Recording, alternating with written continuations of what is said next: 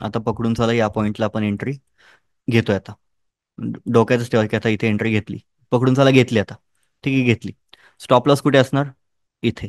बरोबर. टार्गेट माझे सेट आहेत. हे टार्गेट वन, हे टार्गेट टू. आता माझं काम काय आहे? आता माझं काम काय आहे?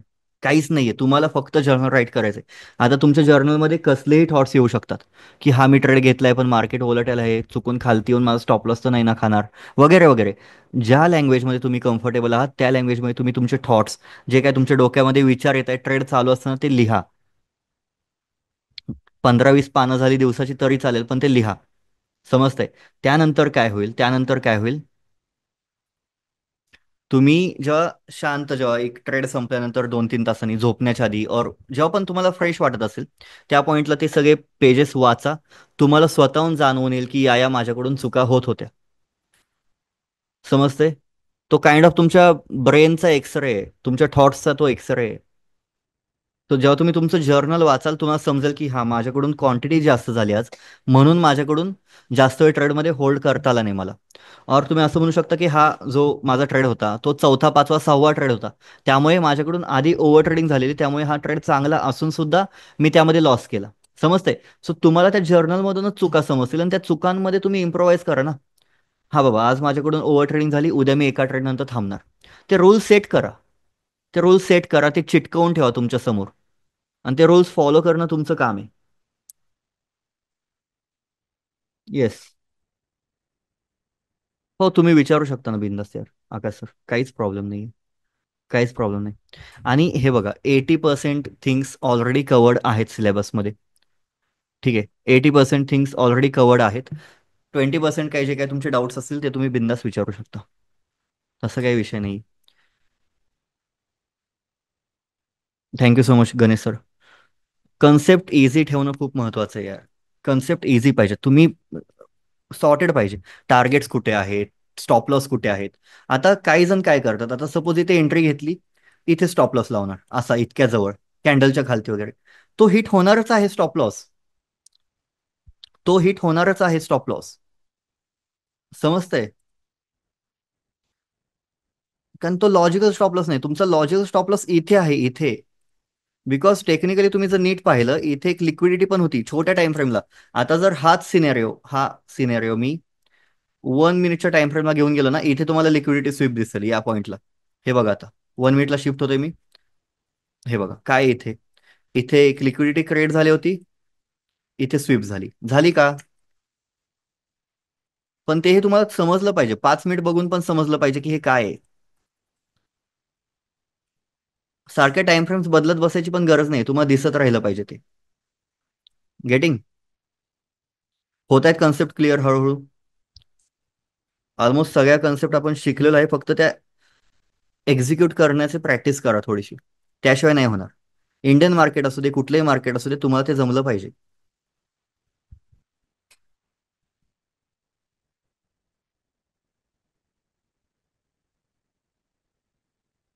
आणि गोल्डची व्हॉलेटिलिटी जास्त आहे, सो तुम्हाला थोडंसं केअरफुल राहणं गरजेचं आहे.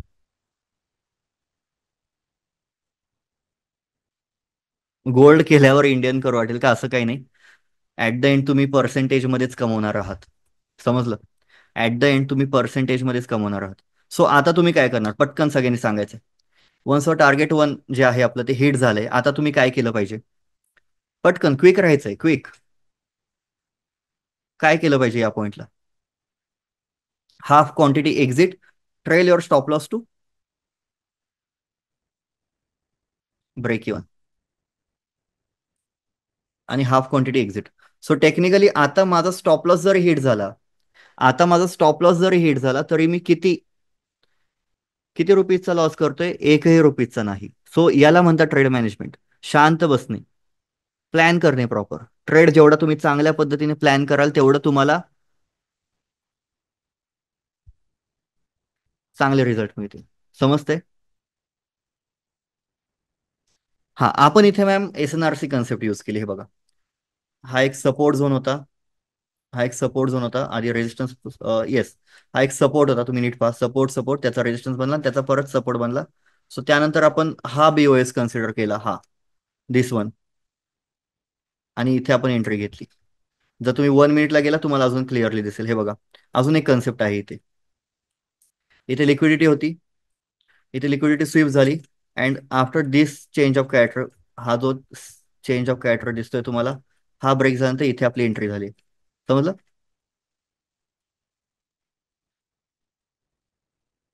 यानंतर पण आपण पुढचं काही ठेवू शकतो का टार्गेट? हे टार्गेट एक मला दिसतंय, हे पण तुम्ही करू शकता, अचीव करू शकता. इतकं अवघड नाहीये, तुम्ही आरामात अचीव करू शकता. फक्त तो पण थांबणे, पीएनएल कडे न पाहणे.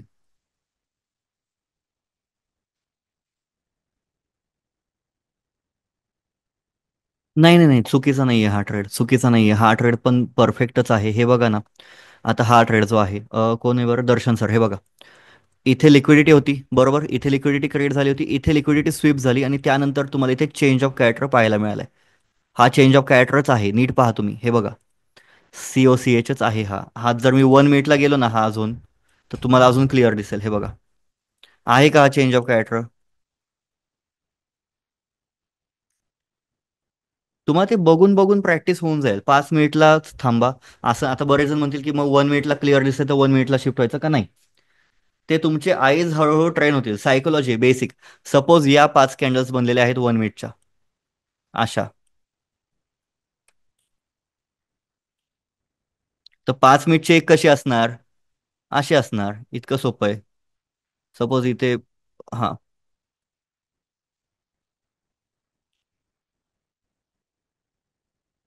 अशी असणार, सॉरी. 5 मिनिटची कॅन्डल काइंड ऑफ अशी असणार. सो ही कॅन्डल बघून तुम्हाला समजलं पाहिजे की त्या 5 कॅन्डलची मुवमेंट कशी झाली होती.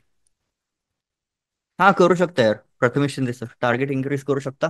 बट ट्रेड मॅनेजमेंट नीट करा. उगाच तुम्ही पैशाचा नका विचार करू, प्रोसेसचा विचार करा. आता सपोज गोल्डने येऊन आपला स्टॉप लॉस खाल्ला. लेट से गोल्डने येऊन तुमचा स्टॉप लॉस खाल्ला.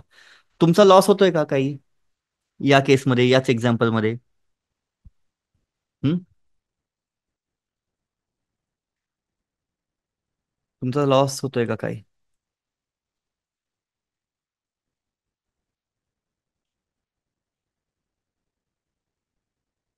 नाही होते.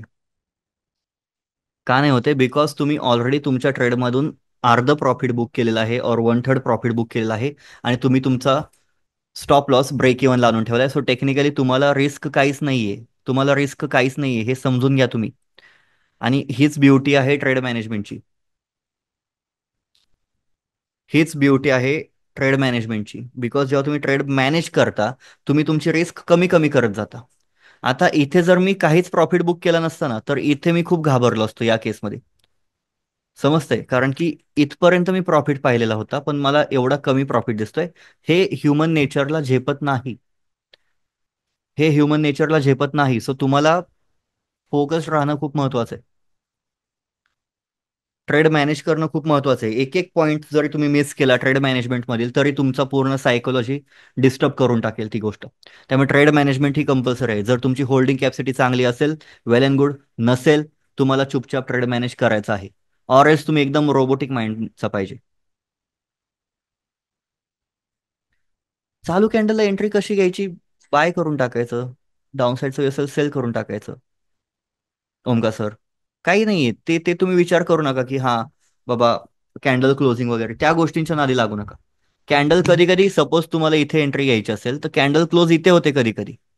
आणि हा मूव तुम्हाला छोटा वाटत असेल, बट दिस इज अप्रॉक्सिमेटली, हे माझ्या लॉटनुसार सांगायचं झालं ना, हे $1,500 आहेत, म्हणजे 1 लाख रुपये आहेत हे. समजतंय? सो तेवढी रिस्क आपण नाही घेऊ शकत. तुम्हाला इथे एंट्री घ्यायची. If market goes in your direction, well and good. If it doesn't, तुमचा एसएल हिट होईल, जो की 1% असेल. बट रिस्पेक्ट करा तुमच्या सेटअपचा. तुम्ही जेवढी जास्त प्रॅक्टिस कराल तेवढं तुम्ही त्या सेटअपवरती तुमचा फेथ येईल आपोआप. आता तुम्ही प्रॅक्टिस नाही केली, तुम्ही बघितलं नाहीये ते सेटअप वर्क होताना. तुम्ही अजून ट्रेड मॅनेजमेंट चालू पण नाही केले, त्यामुळे तुम्हाला ते वाटते की यार हा होते की नाही, होते की नाही, नाही झालं तर काय, कधी एंट्री घ्यायची. तसं नाहीये. तुम्ही चेक करा ना. फ्रंट टेस्ट करा 1 महिना, बॅक टेस्ट करा 3 महिने 4 महिने. 1 महिना फ्रंट टेस्ट करा, तुम्हाला आपोआप दिसेल.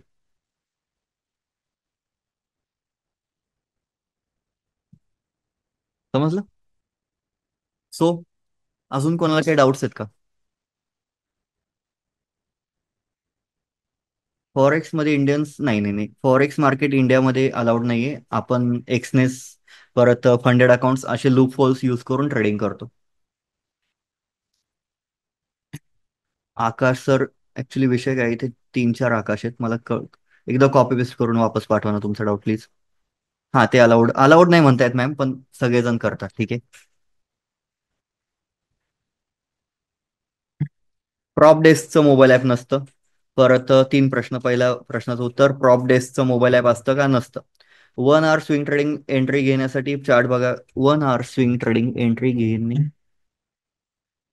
घेण्यासाठी चार्ट बघत राहावे लागतात का? नाही.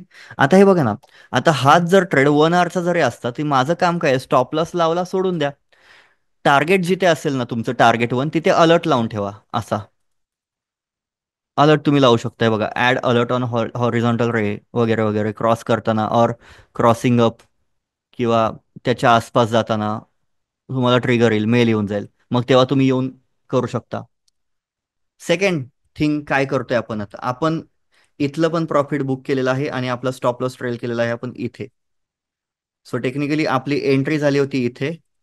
दिस वॉज अवर एंट्री पॉइंट. आणि आपला स्टॉप लॉस आहे इथे. मी याला लाल कलर करतो जेणेकरून आपल्याला ते समजायला सोपं जाईल. हम्म.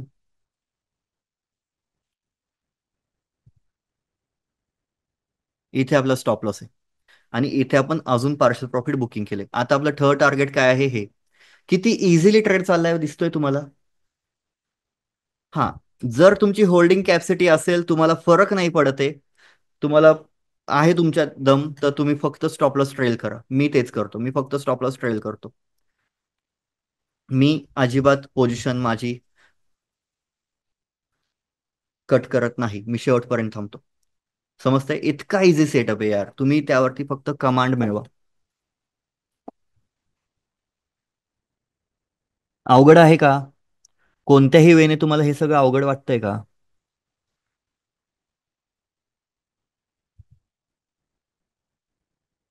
स्प्रेड नका तुम्ही जास्त विचार करू सुशांत सर. स्प्रेड वगैरे एवढ्या गोष्टींचा विचार करू नका.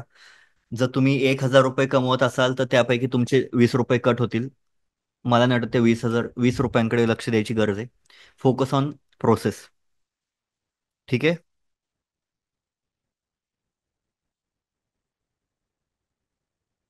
हम्म.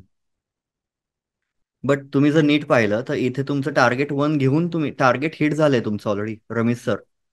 हे पहा इथे. सो आता तुम्ही खूप चांगल्या प्रॉफिटमध्ये, तुम्ही किती पिप्स अचीव्ह केलेत तुम्हाला माहिती आहे का? 86 पिप्स अचीव्ह केल्या तुम्ही, 86 पिप्स. म्हणजे एका लॉटने काम करणाऱ्यांनी ऍटलिस्ट 60-70 हजार रुपयाचा प्रॉफिट चालू आहे आता, टेक्निकली. एक लॉटवाल्यांचा 60-70 हजार. समजते? आणि गोल्डमध्ये एवढी पॉवर आहे ना, हे 60-70 हजार कधी टर्न होतील 6-7 लाख मध्ये, हे पण आपण इमॅजिन नाही करू शकत, इतकी पॉवर आहे. येस, तुम्ही यूज करू शकता सोनाली मॅम. सेम सेटअप तुम्ही इंडियन मार्केटला इंट्राडे स्लॅश ऑप्शनसाठी यूज करू शकता. नॉट अ बिग इशू, काहीच इशू नाहीये. येस. टार्गेट कुठेही असू दे, एसएल शिफ्ट करायचा, ठीक आहे. बिकॉज टार्गेट आपण लॉजिकली घेतलंय ना, आपण अंदाजे नाही लावलंय ऋत्विक सर टार्गेट ते. आता इथे मला काय करायचं? काहीच नाही. हे बघा, झालं. झालं. Third target hit. आता काय करू मी? थर्ड टार्गेट माझं हिट झालं. आता मी माझा स्टॉप लॉस, आता मला बुक नाही करायचं, आता मला ट्रेल करत जायचंय. मी माझा स्टॉप लॉस इथे आणला. दिसतंय? दिसतंय? जर तुम्हाला भीती वाटत असेल, तुम्ही स्टॉप लॉस डायरेक्ट अबाव दिस लिक्विडिटी ठेवून टाका. इथे, सॉरी, इथे ठेवून टाका. तुमची चॉईस आहे आता. यालाच तर ट्रेड मॅनेजमेंट म्हणतात. हे जे डिसिजन्स घ्यायचे आहेत ना, ट्रेड चालू असताना जे डिसिजन्स घ्यायचे आहेत, ते मॅटर करतात. ते मॅटर. जो एवढा मूव आलाय ना मागच्या 4-5 कॅन्डल्समध्ये, तो मूव एका कॅन्डलमध्ये आला यार. एका कॅन्डलमध्ये तो मूव आला. अजून काय पाहिजे? समजतंय? पोटेन्शियल समजतंय? सेटअप समजतोय का? सेटअप इझी आहे, तुम्ही जास्त कन्फ्यूज होऊ नका.